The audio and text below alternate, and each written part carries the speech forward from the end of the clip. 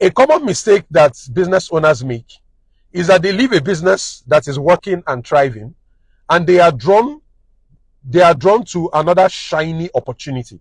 So there's this new emerging opportunity on the horizon, and it makes you feel like if you're not taking advantage of those opportunities, you are missing out. So it's a very common temptation where people leave the business that they are into and they are chasing something else. Now, the general principle is this: you will get more returns by focusing on your strengths and your advantages than trying to improve your weaknesses.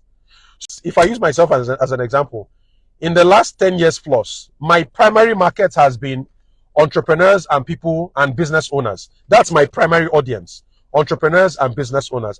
So those are the two groups that I tend to. And I have a decent understanding of this market because I've been serving them for 10 years plus, right? What would it benefit me to leave this market that I know about and go into a totally different market where I have to start learning them from scratch? Now, the problem is when you divide your attention business-wise, you also affect the potentials of the business. So one general rule is focus on the business, but diversify investment. So there are other things you can do where you might be like a passive, stakeholder in the business. But your business, your audience needs to be fully focused. Even if you're going to launch a new business, it needs to relate to the market you are currently serving. So you might notice let me give you one example. You might notice in some of these malls, the person starts with a retail outlet, like a supermarket, right? Then the next thing you see, there's a shawarma area. Then there's a bakery. Then there's a butchery.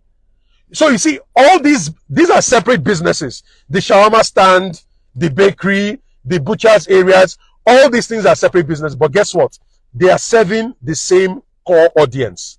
So you might look at that person and say, but this person has 5 different businesses, 10 different businesses, and me, I want to go and start my own separate. No, the audience is the same. Even though all these businesses are different, they are serving the same audience. That's very different from having a retail business and then you want to go into construction. Then you want to go into agribusiness. Then you want to go into beauty products. Then you want to go into setting up secondary and primary schools. That's diversification. You've totally moved away from your core audience. So the message here is stick to your core audience, and then even if you're going to expand, your expansion needs to feed the same audience that you are serving.